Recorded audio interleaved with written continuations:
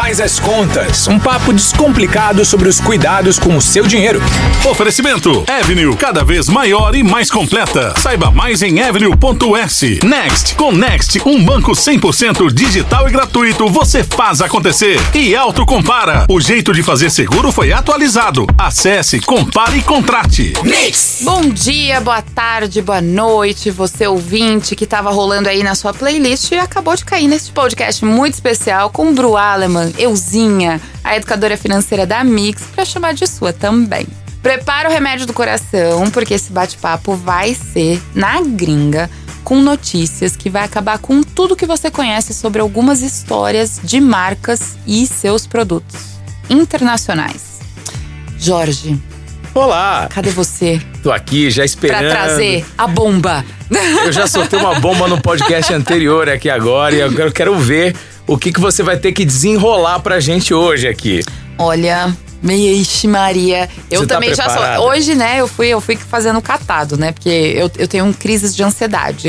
É, Então, percebe-se. essa semana eu fiquei tão ansiosa que eu fui buscar as informações sigilosas. Eu já sei o que você vai falar, eu já me preparei, mas tá bom. Mas a solta gente aí. tem que criar aquele Solta a suspense, notícia. né? Então vamos lá, Solta a notícia. Atenção, vai, ouvintes. Disney ultrapassa a Netflix em assinantes e oficializa plano com anúncios. A soma de usuários pagantes do Disney Plus, Hulu e ESPN Plus tornam a Disney a empresa líder do mercado. E a pergunta é o seguinte: acabou a Netflix, Bruna? Calma. Ai, gente. Tá todo mundo. O mundo tá tão polarizado. Ou é uma coisa, 8 ou é ou 80, outra, né? gente.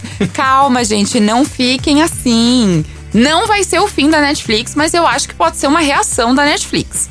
E é até interessante você trazer isso, sabe por quê? Porque, assim, olha que interessante, né? É uma empresa internacional, mas como a gente consome muito, eu paro pra entender. Vou te fazer uma pergunta, na verdade, antes disso. Tá bom, vamos lá. Quantos streamings você assina? Eu acho que eu assino uns... Eu acho, né? Porque a gente se perde um pouquinho, vai. Eu não vou falar, posso falar? Posso falar? pode. Então, Netflix eu assino Netflix. Tá. A Disney eu também tenho. Não tenho aquele Star lá, mas eu tenho Disney. Eu tenho HBO e eu tenho Amazon. E o Spotify também, que eu acho considerado um stream, vai. É, considerado Por aí. um streaming hoje. Quer dizer, é Você não bastante tem YouTube- coisa pra uma pessoa só, né? YouTube Premium você não tem? Não quis fazer. Tá. Porque Então, eu achei assim, que eu já tava passando da conta já. Melhor, né? O que acontece? Quando a Netflix entrou no mercado, só existia ela, certo? Certo. Então, ela cobrava um determinado valor, todo mundo assinava por aquilo. E assim, ela só tinha ela pra colocar coisas no streaming. Não tinha nenhuma outra que pudesse fazer isso. Com o aumento, cada uma foi trazendo ali e foi se dividindo. Porque lá nos Estados Unidos, pra vocês imaginarem, então, por exemplo, a Disney, ela não é só dona da Disney. Ela é dona daquele canal muito grande, ABC ou NBC. Ela tem vários canais. São conglomerados de mídia. São conglomerados de né? mídia, então, que existem. Então, a Disney não é só o parque que a gente enxerga, né? A Netflix é só aquele plano de assinatura. É só o streaming que você existe. A Disney não. Ela tem canais de televisão, ela tem séries ali que são marcas registradas dela. Então, são coisas dela. São muitas coisas consolidadas ao longo do tempo, né? Exatamente. E eles vendem isso pra você de várias formas. Exato. Então, o que eu acho? Eu acho que assim, não é o fim da Netflix, mas é um momento que a Netflix precisa pensar o que ela vai fazer no futuro. Aí a gente volta na ideia de empresas de monoproduto. Você é uma empresa de um produto só, você está ali à mercê de entrar outras no mercado com muitas outras coisas e você fica pra trás. Porque a Netflix depende do quê? De assinaturas. Ela faz grandes produções? Faz. É isso que eu ia falar. Ao longo do tempo eles só distribuíam e aí eles passaram a ser produtores de conteúdo também, mas parou. Eu acho que é isso. Exato. Né? Eles têm até algumas séries que passam ali neles. Mas assim, como que eles monetizam isso, né? Lógico, tem as licenças, tem todas as questões.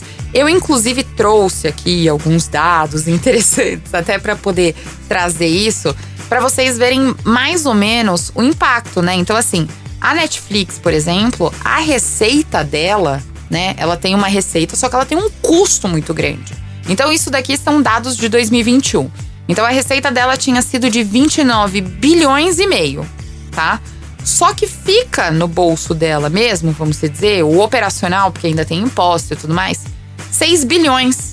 Porque ela tem o custo da produção de conteúdo, porque ela tá pagando muito caro. Ela tem tudo, uma estrutura ali por trás que custa muito mais caro do que deixa dinheiro no bolso para ela. Ela fez muito marketing e tudo lá. E ela tá trabalhando em um só produto. Que simplesmente, qual que é a fonte de receita dela? Acaba sendo, em sua grande maioria, os inscritos. Sim, as assinaturas, eles dependem disso para subsistir no mercado. Tanto né? que, e daí, se você reparou na notícia que você colocou, a Disney, ela vai inclusive ter um plano de assinatura com anúncios. Por quê? Ela não vai ganhar só na assinatura, ela vai ganhar nos anúncios. Onde que o YouTube ganha dinheiro? Em anúncio. Exato, você pode até, Onde inclusive, que o Google ganha dinheiro? você pode até monetizar muito mais, né? Exatamente. Porque você vai cobrar a tua audiência comprovada, tá tudo lá, são números, né? Ou você pode cobrar um pouco menos pra pessoa dividir o anúncio, ou você pode dar o serviço de graça, né? A gente não sabe qual que vai ser o desdobramento disso tudo. Exatamente. Né? O que abre aquele alerta lá, Exato. né? Então eu acho que assim, acabar, gente, não acabou. Apesar, né, que a gente não pode falar, Blockbuster faliu. Quem imaginava isso lá em meados dos anos 90? A Blockbuster poderia ter sido o primeiro streaming. Exatamente. E não foi, porque parou no tempo. Mas eu acho muito difícil. Eu acho que é uma marca extremamente consolidada, mas acho difícil. Mas tem que ficar de olho em quem tá chegando aí. Agora, já que a gente tá falando sobre a gringa, né? É lógico, sempre eu preciso trazer algo aqui para os investimentos, Bruna Alemann. Tá bom. Então, eu comprando o meu pedaço ali da Disney, né? E da Netflix, me afeta de alguma forma? Então, pra quem é sócio da Netflix, afeta diretamente, né? Se você foi lá na corretora americana e comprou um pedacinho da Netflix. Por quê? Porque assim, toda vez que tem resultado da empresa, eu falo, mercado financeiro ele é sensível, ele tem coração, gente. Não acha que ele não tem coração. Ele não vive só de dinheiro, ele vive de emoções. Coração de gelo, né? Mas tudo bem. Daqui a pouco vão me chamar de louca de tanto que eu personifico o mercado financeiro. Então, assim, o que acontece? Todo mundo esperando lá, quem é sócio, todo mundo esperando que a Netflix cresça, porque é por isso que você investiu numa empresa. Óbvio. Daí vai lá, pum, caiu, sei lá, milhões de assinaturas que foram canceladas e diminuiu o número de assinantes. O que acontece? O pessoal começa a ficar com medo, mas fica de olho. Daí vai lá, solta o resultado financeiro, pum, caiu. O que todo mundo faz? Vende e tira o dinheiro. Daí o que acontece? A ação, pum, cai. Então, tem esse fluxo, porque o mercado financeiro, ele reage de acordo com a emoção, na verdade, do humano que tá atrás. Então, você reage a notícias negativas. Se ninguém... E tudo depende daquilo que vai estar lá debaixo da sua porta quando você acordar de manhã, ou então quando você abrir lá o computador, você vai tomar sua decisão. E se você tá no mercado financeiro, óbvio, né? Exato. Então, a Netflix vai direto ali na fonte. A Disney afeta um pouco menos. Por quê? Porque a Disney, ela tem vários tipos de receita. O Disney Plus é só uma das receitas que ela tem.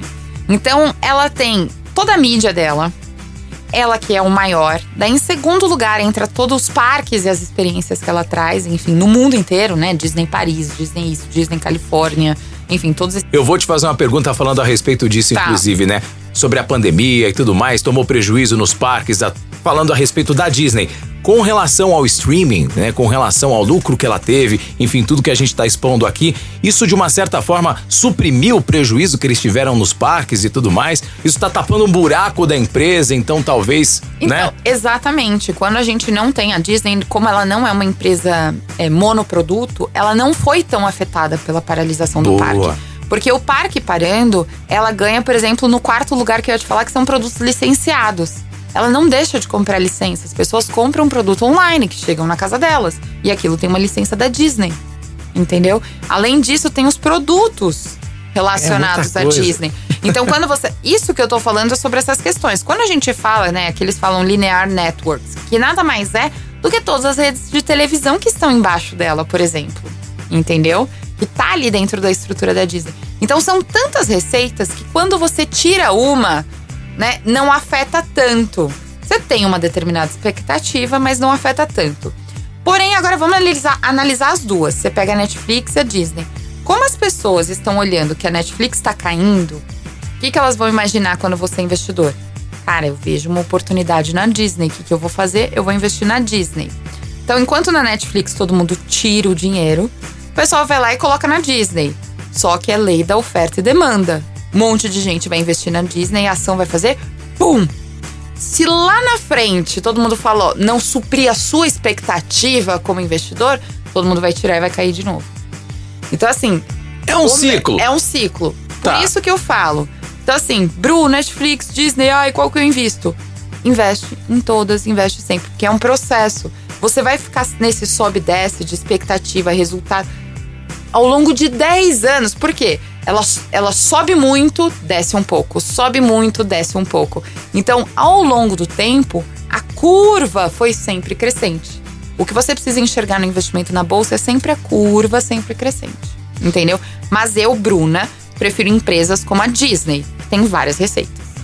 Aquele negócio Ganha que você… dinheiro de várias formas. Boa. Multitarefas. Mas a visão tem que ser macro, né? Tem que ser uma macrovisão de tudo, do todo. Você pega aí um Exato. prazo de 10 anos. Muito legal essa ótica, né? Você enxergar por esse lado, Tô né? quase ensinando a analisar uma ação, gente. Você tem que Maravilhoso. analisar a empresa, não a ação. É isso que eu falo pra Estude vocês. bastante os indicadores. E é mais legal a estudar as empresas reputação. lá fora, né? Muito mais legal, são gigantes, né? Exato. Pois é. E agora, enfim, você já consegue responder já a pergunta que eu tinha pra te fazer, que era evitar, né, como isso interfira nos meus investimentos. Tem que entrar em tudo, então. Não, na verdade você precisa segurar a emoção. Ah, tá. Você vai escolher a empresa que você quer investir, você vai segurar a emoção do processo que ela vai ter. Não é uma notícia Entendeu? ruim que vai me abalar. Não pode ser, a não ser que ela seja muito negativa. Por exemplo, agora a gente viu que tá caindo. Daí você viu daqui 3 meses que a Netflix não tá com cara de recuperação, ou que, por exemplo, ela não tá reagindo, tá caindo cada vez mais. Tem 2 óticas ali. Ou você assume que aquilo é um extremo risco, que vai cair muito, mas Certo. depois você vai ganhar muito dinheiro. Ou aí você assume esse prejuízo, vende e fala, não, eu quero escolher outras desse mesmo setor. Eu acho que não vale a pena você ficar investindo em muitas empresas do mesmo setor. Diversificação. Pega uma de entretenimento, pega uma de consumo, pega uma de remédio e vai diversificando. Não compensa você ter todas, né? Então, dentro daquele bolo, escolhe a que faz melhor. mais sentido pra você. A maior. Aquela que a Exato. Bruna acabou de falar aqui agora. Opa. Olha, não façam isso. Se vocês perderem dinheiro, a culpa não é minha.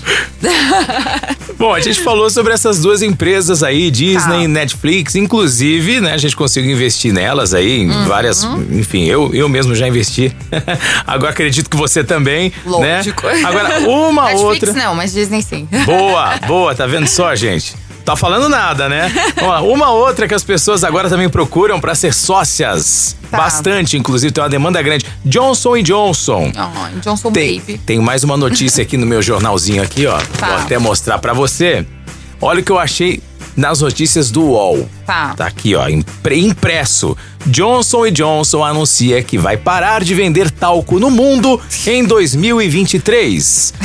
Eu fui criado com talco Johnson & Johnson. Você também, A gente Brunalha. sai com cheirinho de talco, Isso, a né? gente é a geração do talquinho, Eu né? ainda pego um bebê até hoje pra ver se tá cheirando talquinho. É muito aquele talco bom. com bebê. Só que assim, é uma tradição e vai parar. A decisão vai passar a valer em 2023 e acontece após as vendas serem interrompidas nos Estados Unidos e no Canadá ainda em 2020, né? Tá. Após dúvidas sobre a segurança no produto e a falta de interesse do público.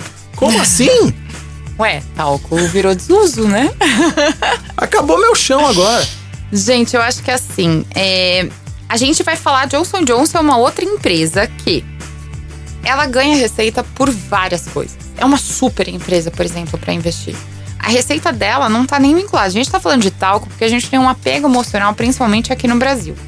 Mas assim, essa notícia na verdade veio porque nos Estados Unidos a Johnson & Johnson recebeu muito processo.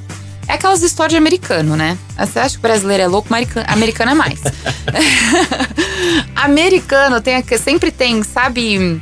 Tinha até um filme que a Julia Roberts fez, naquele caso era atual, porque as pessoas moravam numa cidade que tinha sido uma usina, e daí ela era em Brockovich, acho que era. E ela tinha aquela ideia que o solo tinha alguma contaminação de alguma indústria, por isso que as pessoas ficavam doentes. Naquele caso era real. Então o talco virou a mesma coisa nos Estados Unidos. Então pessoas que estão usando há muito tempo, que os filhos usavam, e eles querem comprovar que as doenças que as pessoas têm é relacionada ao composto químico do talco.